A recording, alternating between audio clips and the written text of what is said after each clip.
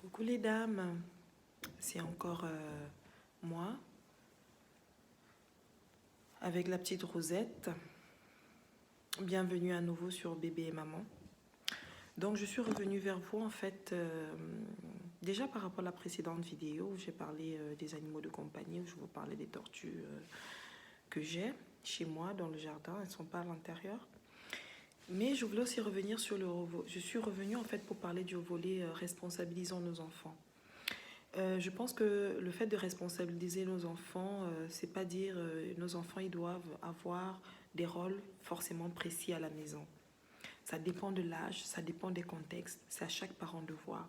Moi, dans mon cas, par exemple, en été, à chaque fois que la petite elle rentre de la crèche, donc si elle est encore en crèche, vous imaginez quel âge elle peut avoir. On ouvre le frigo, on donne à manger aux tortues, on donne des salades aux tortues. Là, elle sait à chaque fois, ça fait que s'il arrive que je ne me rappelle pas de cela, elle me dit, mais maman, il faut qu'on donne à manger aux tortues, les tortues, elles ont faim. Donc, elle va ouvrir spontanément elle-même le frigo, enfin essayer parce qu'elle n'y arrive pas encore. Mais l'idée, en fait, c'est de la responsabiliser, qu'elle ait une tâche, qu'elle ait quelque chose à faire, bien évidemment.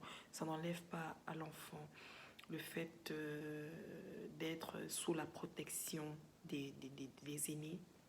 Il y va de soi, c'est le minimum de bienveillance. Donc, on prend soin des enfants, mais à côté, il faut, en fonction de leurs âges, qu'ils aient des petites choses.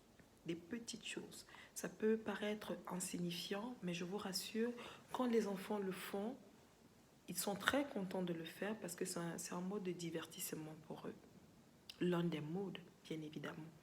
Mais à côté de ça, ça leur fait avoir dans la tête de savoir qu'ils peuvent faire quelque chose, ils peuvent rendre service. C'est l'idée qui est derrière, de savoir qu'ils peuvent rendre service.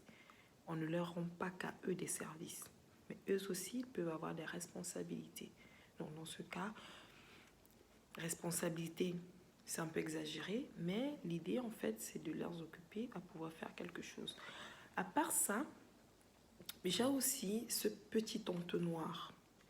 J'ai aussi ce petit entonnoir pour la petite. Je peux le recharger 4-5 fois. À chaque fois qu'elle veut arroser des plantes. Donc, je lui ai acheté des petites plantes, mais vraiment de toutes petites plantes à sa taille, mais vraiment de petites plantes, des petits pots de plantes. On en trouve partout, dans des supermarchés, dans des centres de jardinage, vous en trouvez certainement. Et le matin, avant d'aller à l'école, après avoir pris son bibi, son petit déjeuner dans son biberon, je lui fais arroser les plantes. Je lui fais arroser des plantes, ses plantes à elle.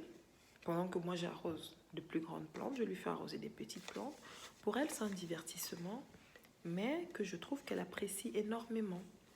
Donc, c'est vraiment des petites choses qui peuvent paraître anodines, mais qui sont très importantes. Donc, le week-end aussi, je lui fais faire ça.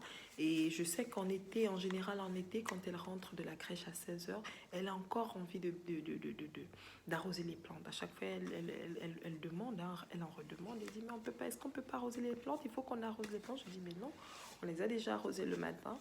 On attend. Donc, dites-moi en commentaire ce que vous faites pour occuper vos enfants, au-delà des activités cognitives, au-delà, oui, peut-être pour ceux qui sont déjà plus grands, qui ont leur devoir à faire. Qu'est-ce que vous faites pour donner des petites tâches? Quelles sont les petites tâches que vous donnez à vos enfants?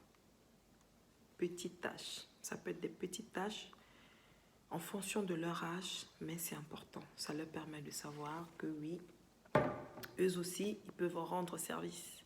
Ok, les dames. Je vous fais de gros bisous, je vous salue et puis je vous dis à la prochaine. Au revoir.